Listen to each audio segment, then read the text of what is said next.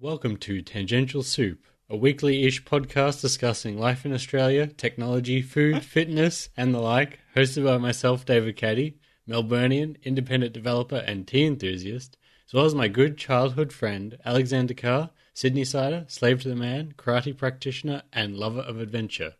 This week we talk about holidaying in the Philippines, Shakespeare, cryptocurrency news, and robots of the future.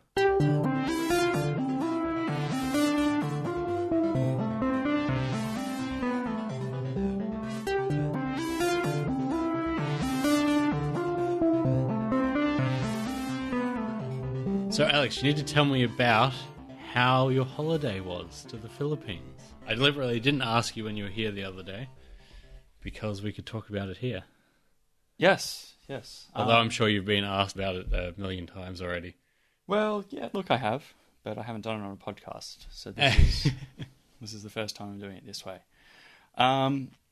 Look, I think it had some ups and downs, certainly. So we went to kind of two main places. One was the island of Palawan, which is I think it's probably the westernmost island in the Philippines. Certainly the largest westernmost island in the Philippines. And there were a couple of, I guess, key experiences that we had there. One was that there was a hurricane a typhoon, happening in the Philippines at the time that we were there. And it actually came right over, or at least it blew over the top of us to some degree. So we got rained on for a couple of days. And during the time that we were in a place called El Nido, which is at the top of Palawan, and kind of famous for its beautiful beaches and diving, and it's got these kind of gorgeous limestone cliffs that kind of surround the town area. We almost had a tree fall on us on two separate occasions. Oh dear. Yeah, so the first one was we were just driving along in the tricycles that are so common in Southeast Asia, and we were just driving, and the driver said that a tree fell behind us. Now I didn't actually see this, but he said it had fallen on the road, and I did look the next day because it was kind of a route that we were going backwards and forwards from our accommodation into the town through, and I didn't see any trees around the area, so I didn't see that one with my own eyes, but I don't really see why he would have lied about it. The second one was one that I did see with my own eyes. We were walking up to this kind of hotel. We were looking for some accommodation. And we walked up the stairs to this hotel.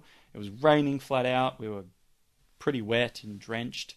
And we went inside so we went up the steps. We went inside the kind of main reception area. They told us they didn't have any accommodation. But they phoned down the road. They found us a place down the road. We walked out of the place probably 5 minutes later, and a tree had fallen over the path. Well, it sounds like you were pretty lucky then. That's unfortunate that you went there and that storm was passing through. How long did that last for? It was, we got rained on for 2 days, but it seemed that they were having that kind of weather for a couple of weeks, really. But we only got the bad weather for 2 days. And it was actually, I think it was probably the longest that I've been rained on in my life, because it literally went on just continuously. Well, when it rains in the tropics, it really rains, doesn't it? Well, yeah, that's it. And I mean, it didn't really seem to affect anything, because it rained and rained and rained and rained and rained and rained and rained. And then when it stopped, it just seemed like it was business as usual for everybody. Because they're probably used to heavy rains. Yeah.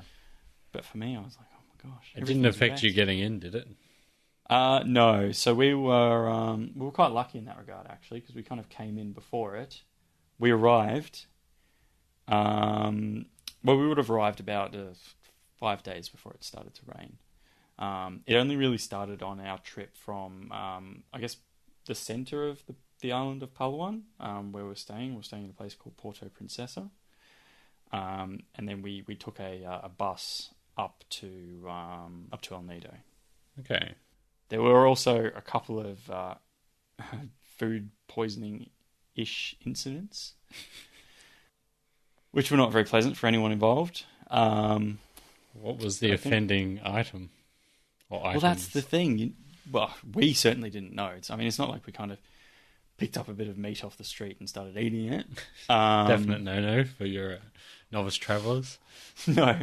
Well, basically the rules are, if you are going to buy street food, buy cooked street food, and buy it hot as well. That's the rule they tell you. But really, I mean, obviously the safest way is not to have street food. But it's difficult as well because you never have ice either, because the ice could be from poorer quality water. But you never actually know where the ingredients for your food have come from. In most places, no, it's a bit of a gamble. Yeah, and I mean even in the more touristy areas. So you're blaming it more likely to be on street food than anything else? Well, no, we didn't have street food. That's the thing. Oh. But it was probably just from well, I mean, what's the difference really between street food and a local restaurant? At least it's inside. Less Yeah. bugs and parasites, maybe? Well, maybe that's where they gather. Maybe, yeah. Less rain to fall on your food, perhaps. Yeah, that's true. Anyway, so Samantha was feeling pretty ill on the 6-hour journey up from, actually it was about 7 hours in the end, up from Porto Princesa to El Nido. I mean, we got rest stops along the way, but they weren't that frequent. And then when we got there, we found out our accommodation was disgusting. So we went and searched for more. Because the typhoon had just started blowing over on the way up, it basically just cut all the internet out of El Nido. So you couldn't, none of the shops had internet connections. We had a local SIM card and we got a tiny bit of service. So we just looked up the local hotels that were popular for travellers and just actually went around and knocked on their door. And that was the time that we almost had the tree fall on us twice. But it was actually a bit of a mission in the end because it started raining when we started looking for the hotels, which normally wouldn't be a problem because you could kind of take a vehicle between the hotels. But in El Nido, most of the touristy areas are located on a beach called Las Cabañas Beach. Las Cabañas. Las Cabañas Beach. And so probably about 6:30 or 7 we got to Las Cabañas, and the sun was basically down by then. The walk along the beach is... it's literally just all the shops open up onto the beach itself. So during high tide, most of the beach is underwater, and you kind of have... Along most parts of the beach, there's a tiny strip of sand that you can walk along at high tide, obviously. But on some parts, it's just totally submerged. So we actually had to wade through the water along there. At night, it was pouring rain on top of us. We almost had trees drop on us. That sounds like an adventure. Yeah, and we couldn't find good accommodation. But, I mean, I think... So we probably ended up walking for about an hour in the rain, slogging along the beach, and we finally found somewhere that we could stay. And, yeah, during this whole time, Samantha was feeling sick from food poisoning-related sickness. Doesn't sound real fun. Yeah, and then... so she kind of, got a bit better. Although she was still feeling ill. And then I got sick, and I got quite violently sick as well, so I was basically out of it for a day. But then I kind of got better, because everything came out of me through the various avenues of exit, and then after that, yeah, I was good. But yeah, El Nido was a bit difficult. On the upside, though, I had the best diving experience of my life there. I was going to ask about that. Was that the highlight of the trip? Well, it's difficult to say, because it was awesome. I went down and, I mean, I guess I kind of, I've seen videos of diving in, these really nice diving areas, but I've never done it. So my only diving experience has been in, before this, obviously, in Vietnam. And the visibility was terrible, and there wasn't really any life, marine life there. But in El Nido, the visibility, we probably had almost 10 meters, which is quite good. And there was so many fish. I was swimming along, and there were just entire schools of fish that would swim over you and around you, and you feel like a shark because you can actually swim into the middle of a school of fish, and they do that thing where they part around you. Oh yeah. And some of the schools of fish were quite big, probably a meter long or so each. And obviously there were smaller fish as well.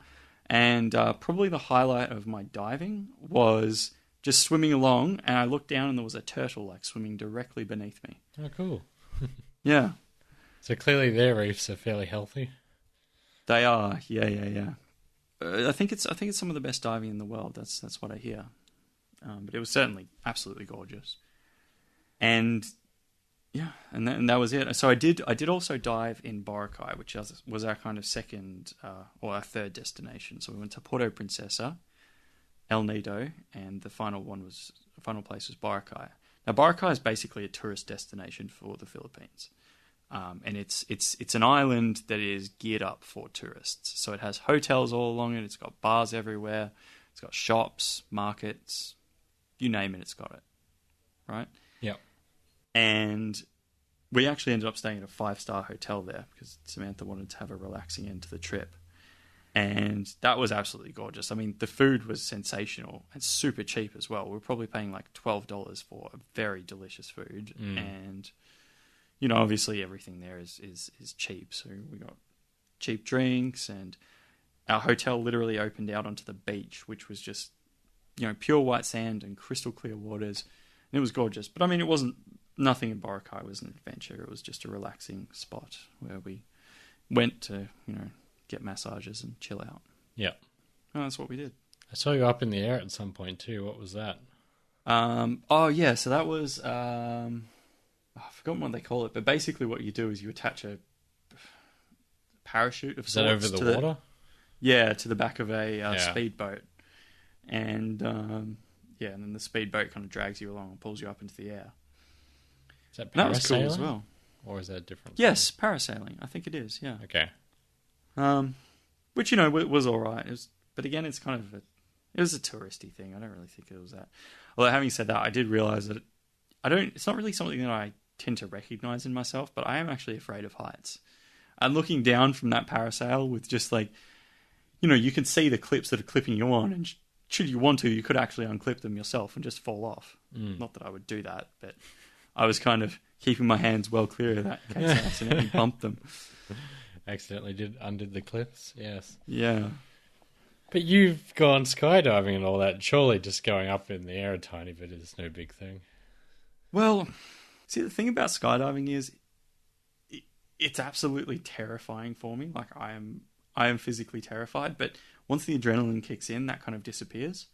I didn't really have the adrenaline from doing parasailing because it's a fairly mundane thing. Like, they just hoik you off the edge of the boat, and then you flop up into the air, and then they slowly reel out the rope that you're attached to the boat with, and you get quite high, but it's not really, there's nothing really thrilling about it in that sense, unless you are afraid of heights like I am. But then it's just fear more than anything else. Fair enough. Yeah. So was the highlight the diving, or was there something else that was stood out? Well, I think there were kind of two main highlights. One of them was the diving, and the other one was the just Boracay itself. I thought it was a really nice place, really relaxing, just a great kind of, I don't know what you call it, but where you go and live a glamorous lifestyle for a cheap price. That is probably one of the best parts of somewhere like that. The cheapness for the just the quality of everything, the accommodation, the food, the experience, exactly. I suppose. Yeah, just the total value that you get for being there.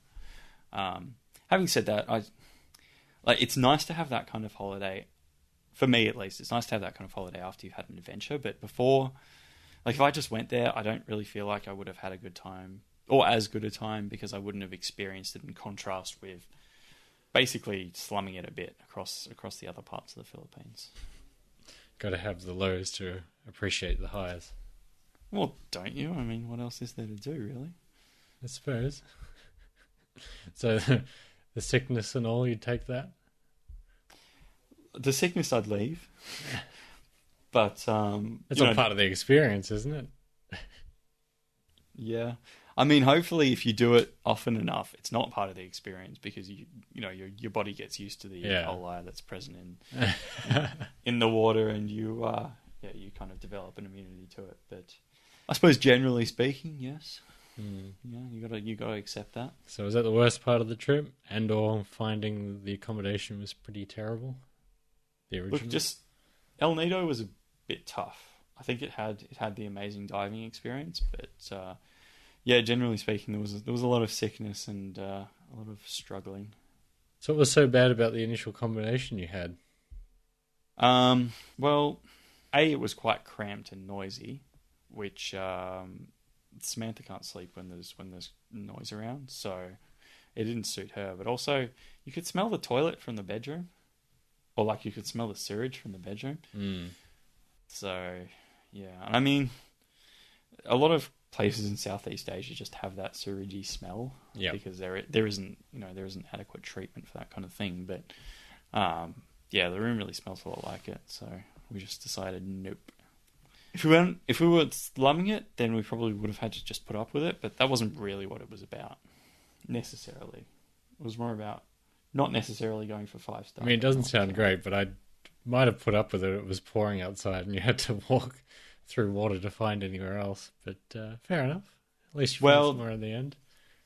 I mean, that's the thing. So we didn't know that Las Cabañas was going to be partially underwater when we got there. Yeah. And when we went there, it was drizzling, but it wasn't raining. But it just basically, the hurricane came in as we were searching. So it was a timing thing as well. I think you're right. Like if it was absolutely pouring down, we would have just put up with it until at least the next day. Yeah. So yeah, that was kind of what we did. But just poor timing. You know, it was just poor timing. These things happen. It's all part of the adventure. And now it's over. It's great to talk about. True. While it was happening, it kind of sucked. So would you go back? Would you do it all again? Or have you done that now and that's good enough?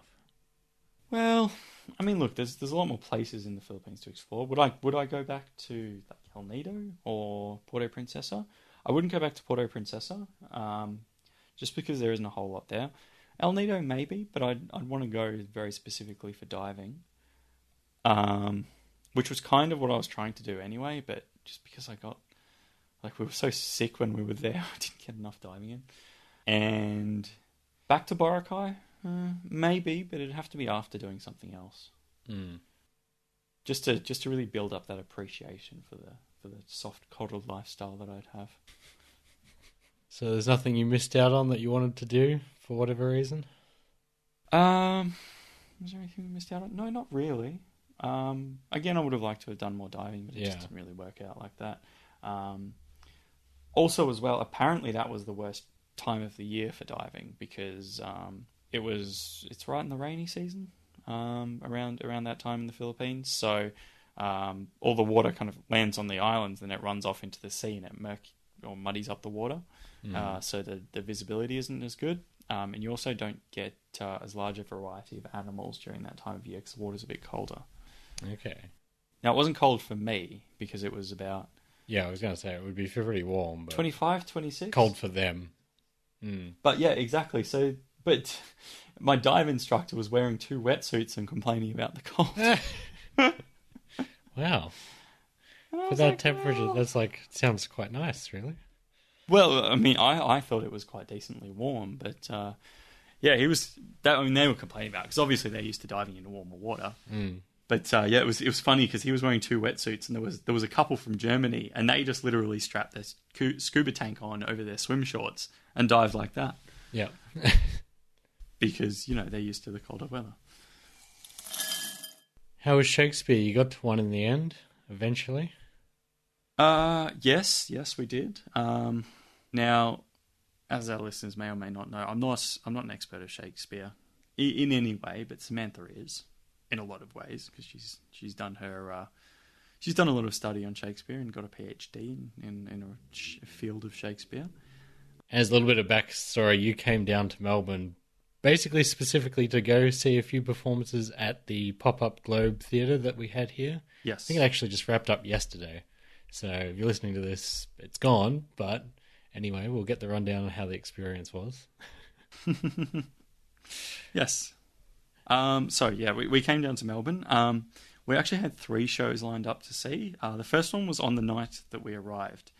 Now, we hadn't actually booked any tickets for the night that we arrived because there was a booking fee of about $6 on a $20 ticket because we were just going for the standing area tickets, and Samantha just decided to get them at the door. Now, when we arrived, we found out that they were booked out, so we missed out on that show.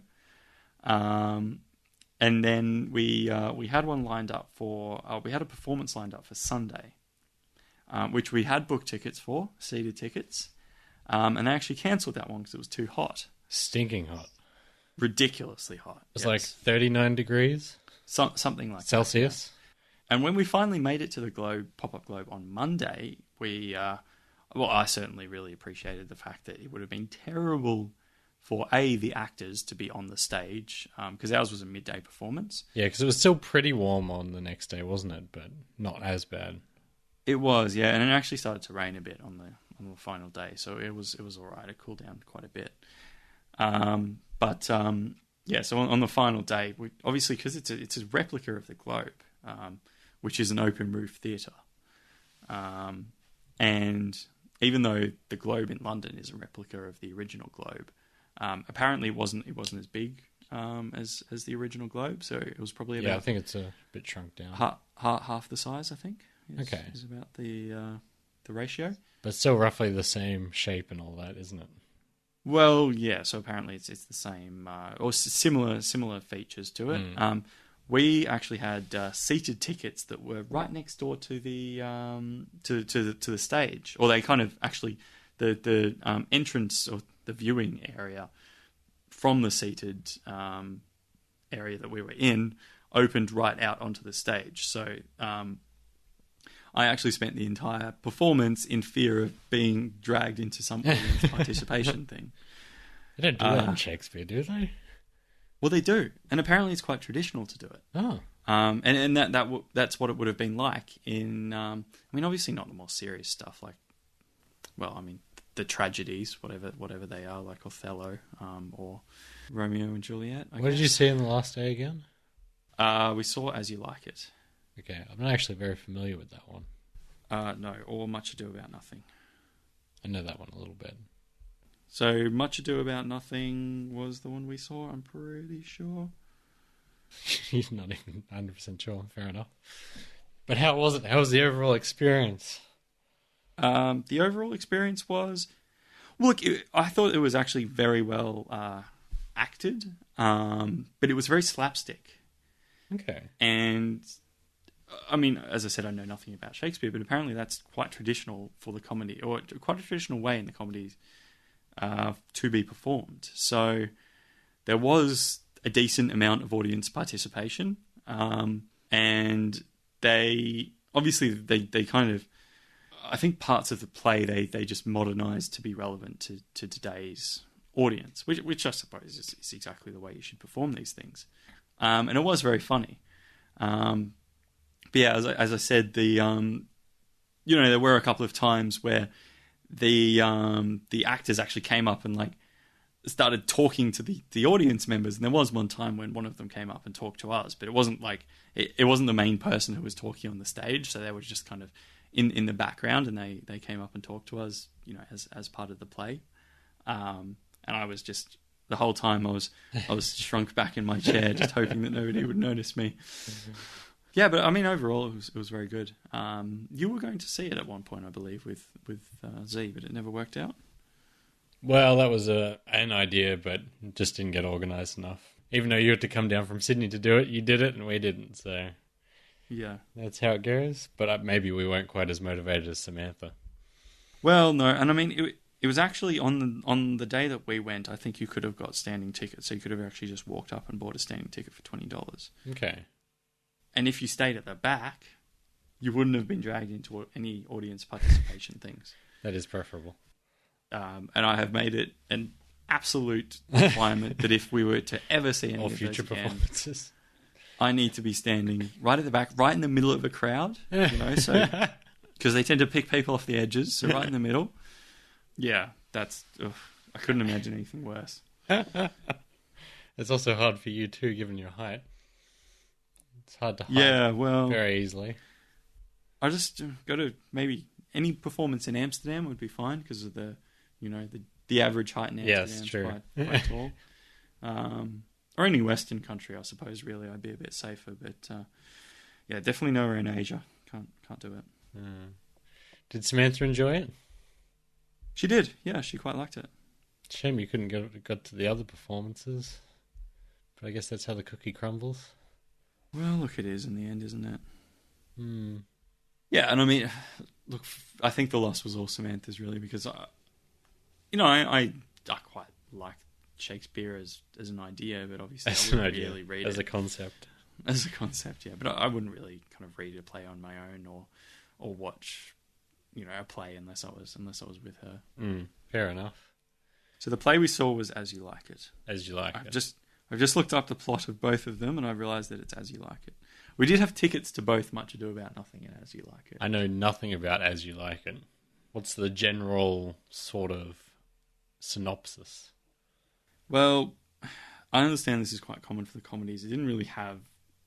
there wasn't much of a point to the story. There were kind of a couple of threads to the story, I guess. But the main one was that... so the daughter of... I think he's a count. Okay. I haven't read the play, and I'm trying to tell you what I understood of the story, which is not necessarily going to be the absolute story.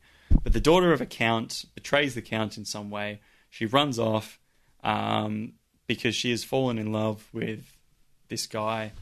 The guy gets banished. She runs away. They end up meeting up together. She is dressed as a man. And obviously in the day, the women in the Shakespeare plays were all played as men anyway. So it's a man dressed as a woman who is then dressed as a man again. Inception. Yes. Which is obviously a little bit ridiculous, but that's kind of the idea behind it as well. Yeah. And in the version we saw it, they actually had the women played as men. I think just to be kind of truer to this idea, and it was quite funny, obviously, because if you had real women in those characters, you wouldn't have been able to kind of play the comedy in the way that they did. Yeah. So they kind of did that, and then she goes off on this mission to try and prove that, or to try and show him what real love is, and then they end up falling in love, and there are a couple of other side stories to it, but basically, yeah, that's my very bad synopsis of the play. Okay, but pretty funny overall. Oh, definitely. I mean, that's what the idea behind it is, really. Okay. And if it wasn't funny, I'm sure Shakespeare wouldn't have been the success he is today. Well, yeah, but like you said, they had to translate it a bit for a modern audience. Well, they did, yeah. And obviously, and as I said, there's a lot of kind of slapstick comedy, so there's a lot of crude gestures and crude movements and crude references, which have to be modernized to a certain extent, and that was quite a big part of it as well. So that was my Shakespeare experience. I'm slightly more educated for it, hopefully, maybe. It's a very posh thing to do, isn't it? Well, so a point that Samantha made was Shakespeare was written for the common class. Well, yeah, but I mean now. What his plays were written for. Well, it seems like it, because obviously he's famous for being a great playwright. But I mean, really, once you see the content of his plays, they're not posh at all. They're quite crude in a lot of ways. But it's a thing that posh people do. It's a thing that rich white people do. Yes, yeah. Especially in Australia. I think if you go to England, you wouldn't find it's quite so much of that audience you get. But in Australia, being the cultural dead zone that we are, yes, it's those are the richer the people that enjoy Shakespeare the most. So what's the news on cryptocurrencies? Slash market news / your investing portfolio. Okay, all right. So this has developed quite a bit actually, because I've been trying to educate myself, David, and in doing so, I found out, or I've kind of looked at the different ways of investing in the share market, and there are many different approaches, and there are many different people who have made money in many different ways, and what I've tried to do is just look up a technique called value investing, which is what Warren Buffett is famous for. Why did I pick value investing? It's just simply because I don't really know anything about the share markets or anything like that, so I thought that was a good place to start. And it's really made me appreciate the fact that you need to have at least a decent understanding of what the market does to invest in shares. And it's also made me understand that investing in shares isn't necessarily a way to get rich. It's just a way to, get a decent return out of your money. I've always kind of had the idea that if you do really well in the share market, you can make 30, 40, 100%, all these things that are doubling and tripling in price. I always think, wow, if you could just pick those shares, you'd be rich. And people do it. And, the fact is people do it, but people don't do it consistently. You might get one of those in your lifetime that really skyrockets out of control, like the ones I've kind of referred to in the past. But for the most part, you're just going to be getting the average return of the share market out of your share portfolio. Yes. That's the most likely results of your share investments. Which still can be quite decent, though. Well, it can, depending on the period that you look at. Now, I've been listening to this book by a man called Benjamin Graham, and he's basically like the father of value investing. He taught Warren Buffett for a while. He lived to some ridiculously old age, like 90-something, and made a lot of money during his career. But basically what he says, or what he kind of cautions in this book, is that speculative investing is ridiculous and basically pointless. So that would be, if you think a stock is going to rise for whatever reason, if it's a new stock, if it's had a terrible run, and you think there's growth perspectives, but you don't really have any solid evidence for it, that's speculative investing. And he said it's kind of pointless to do. You should just invest in kind of solid companies that have performed well in the past and will continue to perform well. Don't expect any outstanding results from your shares, but expect to get basically what the market provides for you, which is like 5, 6, 7%. Guess that's sane and realistic advice. It is, but on the other hand, it depends what the market's doing, because actually, if you look at, and I kind of figured this out on my own just recently, but if you look at the kind of share markets around the world, especially the Dow Jones, which is kind of the industrial average for the American share market, it's actually gone up about 10% in the last 3 months. And it had a massive correction on Friday where it went down about 2.5%. But it's still up quite a lot in about a 3-month period. Okay. That's pretty good. But the problem with that kind of thing is usually what you see before a market fall is you see a huge market rise. So if you see the share market kind of bubbling up like this, then it's quite possible it's just going to start tanking and falling. Is the reverse true? If it goes down, it'll go up. Well, see, it's not absolute advice that if it goes up, it will go down.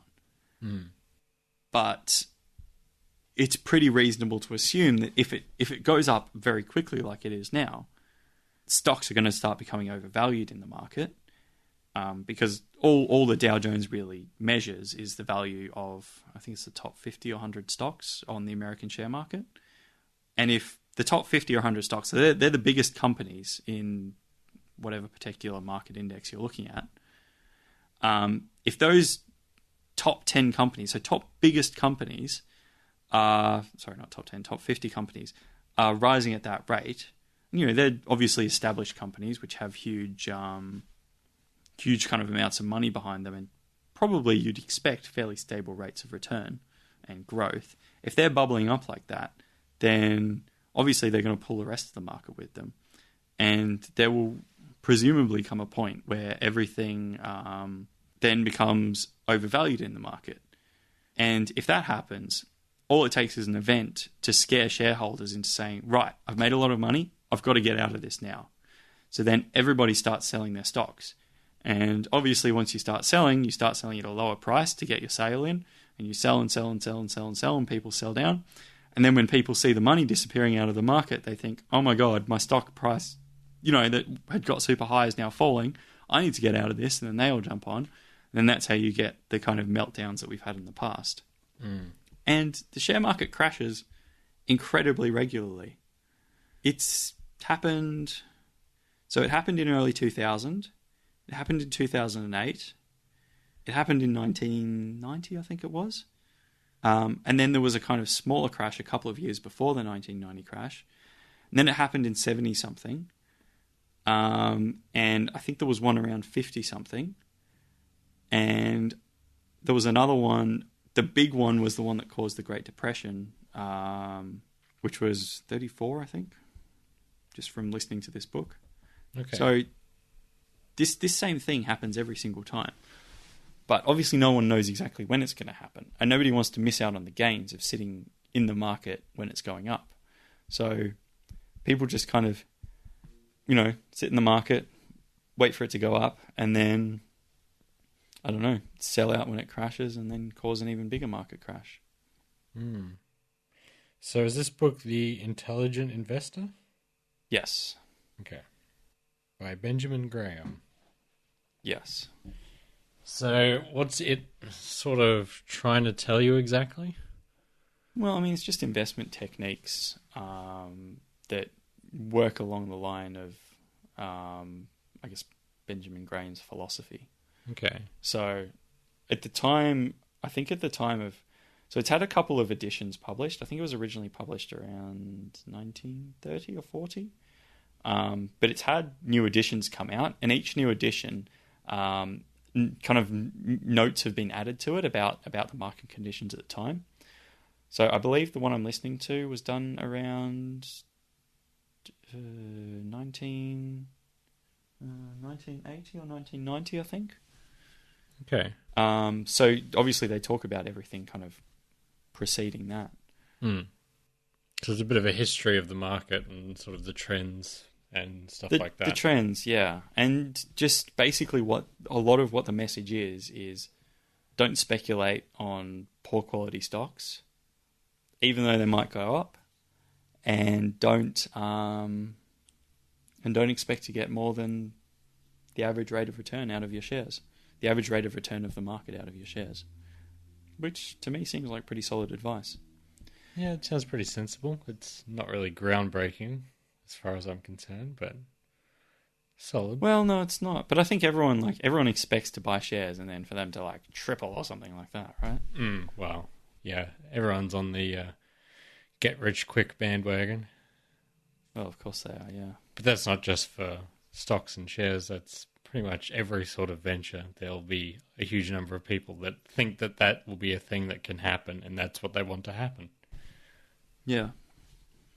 Like for me making apps, people go, oh, you must be a millionaire or something. Or, I've got the next great big idea. And yeah, it doesn't really always work like that. It's a combination of things. And one of which is luck. Yeah, it does seem like that. But luck is surely not a huge part of it. Well, it's about being in the right place, right time, having the right idea and executing correctly and getting the, idea out there kind of thing. So, well, for that, it's a little bit different than the stock market. But still, if you bought a whole bunch of low-quality stocks, like you say, some might go up, but overall you're not going to win. So you would really have to just pick a couple and then hope, right? There's not really anything else you can do in the stock game. No, there isn't. But I mean, there are kind of tactics that you can use to kind of pick good quality stocks, and that's what that book talks about as well. Making sure that they have a solid record of making a profit, that the company doesn't have huge amounts of debt against it, and also making sure that you buy at the right price as well. So even if the company's good, if it's selling at an expensive price, it's not worth buying. No, makes sense. Yeah. And on that note, on the note of share markets and speculative markets, cryptocurrencies. It's very speculative and crazy right now. It's ridiculously speculative and crazy. So basically from its high in December, around December the 20th, somewhere around that time. Yeah, 18th or so. So it was at about $26,000 Australian dollars. This is Bitcoin specifically. Yeah. One Bitcoin, yeah. It's now sitting at about 11,300. Yep, certainly dropped AUD. just a smidgy didge. So yeah, it's lost over half its value in a period of about 2 months. So yeah, that's happened. Maybe it's a good time to buy. Well, do you know what my problem with the whole Bitcoin thing is? It's not an investment. People talk about investing in Bitcoin. It's not an investment. You might speculate on it, but you certainly wouldn't invest in it because, I mean, could you really reasonably expect a return out of this? It's a method of payment, and it's not a particularly good one, as far as I know, at least. Why would you put your money into a Bitcoin? So far, the only value it really has is that other people want it. Where can you pay with anything with Bitcoin? This is true, and also Stripe is now removing the ability to pay with Bitcoin, I think in March or April sometime. There you go. I don't know if you know anything about Stripe, but Stripe is sort of a payment processor that other developers can use to embed payment systems into whatever software they have. They have a website, e-commerce, all that sort of thing. They make it really easy to handle transactions. So really, up until now, I didn't really realize this, but any system that uses Stripe you could use Bitcoin to pay for things. Mm-hmm. So actually, that was a pretty big section of the market. But yeah, that's going away. So less and less, it seems. Yeah, well, there you go. And I mean, I think it's pretty inevitable that the technology itself is going to last, but it doesn't seem that Bitcoin's really got it right, to me at least. Well, no, Bitcoin is doomed to fail. It's sort of, if you're, quote unquote, investing in it, then it's really about making sure you get off at the exact right point. But cryptocurrencies in general, I think there will be a winner or two in that space that isn't Bitcoin, that if you could forecast the future, the hard part is that there's so many available right now that it's kind of a saturated market. But one or two will become, I think, somewhat dominant in the end, and that could be a good thing to be in if you could pick it, which I don't know how you would actually pick it. But so, do you know, do the other big ones like Ethereum and Litecoin, do they have a set amount of currency out there as well, in the same way that Bitcoin does? Well, they all use, there's slightly different methods. I'm not sure which uses which, but the main problem with Bitcoin is just the processing power that it uses to handle like the transactions, to actually mine the coins and handle and verify transactions amongst people is sort of untenable. So that's why it's doomed to fail. Whereas most of the newer ones solve that problem. But in terms of having a set value out there, I'm not 100% sure. But even if that's the case, I don't necessarily see that as a real issue, although I'm not an expert on these things. Right, okay. Well, I guess we'll find out, won't we? You bought into something, didn't you? Yeah, I bought some Ripple. Ripple? Which, yeah, I did make some money out of it briefly. And then it went down again. So now I'm kind of just sitting on it. You've just got to hold. Well, I mean, that's the thing. And the fact is, I didn't put like any money that I couldn't lose into it, which I'm very glad about. So yeah, I'm just kind of sitting on it and seeing what happens. Sensible for any sort of quite speculative investment like this. Well, yeah. Again, I don't really think it's an investment. It's more just a speculation. But yeah, I guess we'll see how it goes. So, David, you found some rather hilarious videos about... Hilarious?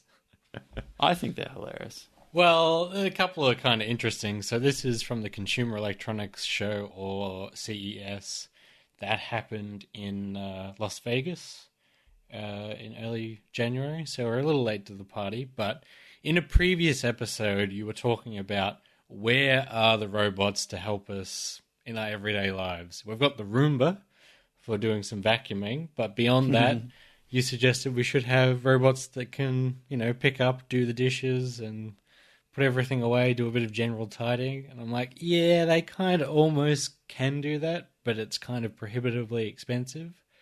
But a couple of these sort of stood out to me as going in that direction, at least. There was a robot that can get you something out of the fridge and bring it to you, which is not bad. And then a couple of laundry folding robots. Do you think these are anything that you'd be particularly interested in at the price? Well, look, David. So, I mean, obviously the laundry folding robots look okay. you kind of you've given me two options here. So one of them's a ridiculously expensive $16,000 smart AI using robot, where you just literally kind of smush the clothes in, or I suppose you got to put them in straight, and then the robe. I think you can just sort of chuck them in, but it can only be certain types of clothes. Right, so far. For the time being, at least, yeah. Yeah, so I think that one of the things they mentioned in the video is it needs to be bright coloured clothing. Yes. Which kind of rules out most of my wardrobe, actually. But, black is... There you go. Yeah. Yeah, so you chuck it in and it finds the collar and folds it and, looks at the sleeve length and makes it nice and neat, and you don't really have to put much effort into it. The second folding option was the one where you actually have to clip the piece of clothing on in a specific way, and then the robot will fold it from there. But that one's only $1,000. That one is only $1,000. Now, obviously, it's fine because, they both demonstrate with T-shirts and shirts. But I think we all know what the most difficult thing in the world to fold is. It's fitted sheet. And I think that if you really want to test a robot, in the same way that I suppose you test AI with a Turing test, you've got to give it a fitted sheet. If it can fold a fitted sheet, then, it's passed with flying colours. That would be I can't fold a fitted sheet. Yeah. That's when the robots overtake humanity and then can fold fitted sheets. But yes, I don't think either of these robots could really handle that, unfortunately. They would throw a bit of a fit, I think. Yeah. At this stage, maybe you'll need a separate robot just to do fitted sheets. Well, is it so crazy? I mean, they're literally the worst things in the world to fold. They are. They're also quite big as well. Although, does anyone really actually fold them?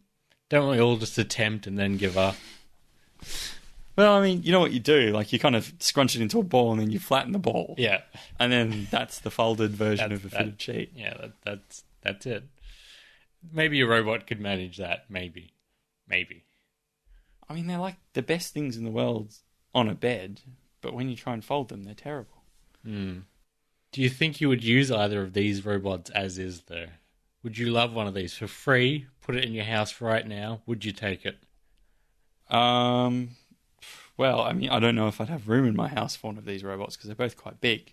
In your situation, They are quite bulky. Do I have room in my house? Is that yes, you have a very special space dedicated just for this that somehow exists. Look, I mean, I'm going to level with you, David. I fold my clothes, but I don't do it very well, and I don't spend a lot of time on it. So, I mean, well, obviously you'd want the AI one, wouldn't you? I guess. But it'd need to be able to deal with my black clothing. Or else it's useless. You wouldn't take the cheap one? I mean, it's slightly more inconvenient though, isn't it? Well, I mean, given the option of the two, sure, but I mean, if you only had the choice of the cheap one, would you take that over nothing? Oh, I mean, okay, I like to minimize the stuff in my house, so I'm trying to think if it would actually be of advantage to me. It just seems so labor-intensive that you have to clip each article of clothing into the machine. And then you would have to, wait for it to do its thing and to clip in the next one. I feel like I could have folded it all myself by the time I'm just sitting there clipping stuff into it. Well, that's the thing. You can't even be doing something else at the same time, can you? No. It's not like you can kind of be cooking dinner and then clipping stuff. I mean, you could, but you'd have to clip a bit in, go, stir the pot, come back, clip another bit in. Whereas with the expensive one, I don't know if it can handle a huge amount of clothes, but it seems like you can put a bunch in at once and it will just do it, which is good, apart from dark clothing. Yeah, well, that's the obvious drawback of that one. Look, I mean, if I liked bright-coloured clothing, maybe. All right, but what about the robot that can get you something from the fridge? Now, just imagine you're in the peak of training for a tournament, you're on the couch, you can't be bothered to get up, having this guy in your house, plus or minus. Okay, well, there are a couple of situations that I want to note. Does it only get drinks from the fridge? Because I don't really drink soft drink, and I suppose maybe beer. It's all they mentioned, but I think it could probably do anything that was in a sort of an upright state that it could grab with its small kind of hand clawy things that was sort of the size of a can. I'm sure it could do. Like it could bring you sauce or something. Right. And in this situation, I assume I've got only flat floors because it only seems to work on flat surfaces. Oh, yes. Like, I couldn't go up and down stairs. No. Oh, look, I just don't know if it'd add that much value to my life. I mean, okay, so also as well, I assume I'm getting this robot for free, right? Yes. Yeah. Do I also have the option of getting like a bar fridge for free? Because it seems like I could just get a bar fridge and then I could get the thing I wanted out of the bar fridge and also have the option of having like something that wasn't a circular can-sized thing instead of, being limited to that. Because, yeah, I feel like a bar fridge would be a lot easier in that situation, in all honesty. Well, yeah, but it doesn't have the wow factor of a very slow, clunky robot delivering you a can of drink. Yeah, I think still the best part of that. Imagine this for a party or some other function, like a wedding. Mm-hmm. Amazing. Yeah, I don't know. I'm not blown away, in all honesty. I mean, it'd be cool. I mean, you'd be like, wow. And all your guests would be like, wow, I'm so glad I came to this wedding or function or whatever. I'm getting a single beer from this robot. It only took 10 minutes to deliver it to me. And it was almost the right one. Yes, very nearly the right.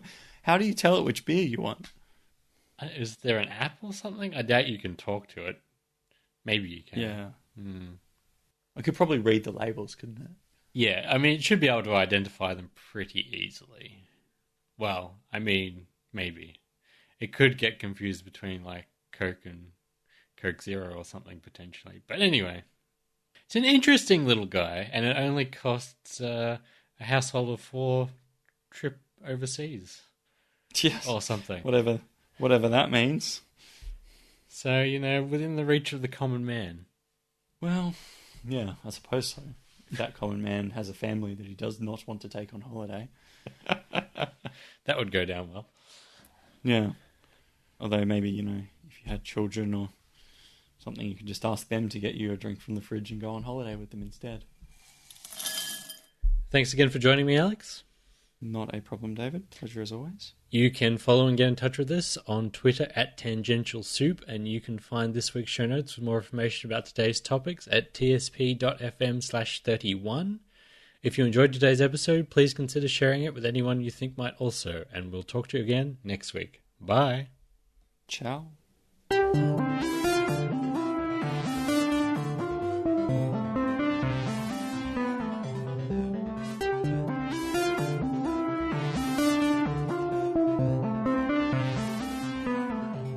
So would you prefer to talk about RPGs or Elon Musk's flamethrower? Up to you. I don't mind. Well, I don't really have anything to say about the flamethrower apart from the fact that it's a bit ridiculous. But I have things to say about RPGs. Okay. Having said that, if you have things to say about the flamethrower, I'm more than happy. Not really. I was going to mention that it's a bit ridiculous too, but it's from the Boring Company, Elon's third main venture, I suppose, at this point. Selling them for $500 a pop, and he sold 20,000 of them. Holy crap! Well, pre-orders, but it's pretty amazing, isn't it? I gotta say, there's nothing he does better than hyping up a product. No. What do people need a flamethrower for? It's just a toy too, because it only can shoot 2 feet or something. And if you go online, you can see flamethrowers that are actual flamethrowers. So it's really just for looks, this one. But it's a good cash injection for the Boring Company, and I guess I admire his ingenuity to get money flowing through his companies, even if it's a bit ridiculous. Yeah, look, it is. But, I mean, hey, I agree. So what's with your RPGs? You've been playing a bit of Xbox or something. So, I just want to start by saying I purchased Dragon Age, which is an RPG. Dragon Age Inquisition, which is an RPG about 2 years ago, maybe a bit longer. Yeah, I guess how many times I've played it. One. 0. Very close. I probably put about 15 minutes of gameplay into that game, which is, just to give you an idea, 100 hours of gameplay in there. Yeah. So pretty intense. So I never played it. I kind of forgot that I had it. Now Samantha loves Dragon Age. I don't really know anything about it because I haven't played it. The only RPG I ever played was Oblivion, and I always just play to kill people. That's my that's my goal in RPGs. I play so that I become the most powerful wizard or warrior or something like that, and then I just get there so I can start killing people. And I usually kill the people that I need to do my missions with, and then I fail the game, and then I give up. So that's kind of my that's how I do. That's how I do when I play RPGs.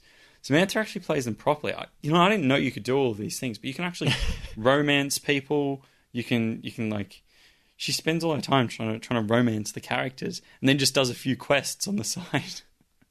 there's all this kind of side stuff in these games. I mean, I never pay any attention to, but there are like hundreds of songs and various things like that, and she goes and plays all of that stuff. Whereas I'm just like, well, that's why they call them role-playing games. It's not all just about combat and dominating the NPCs.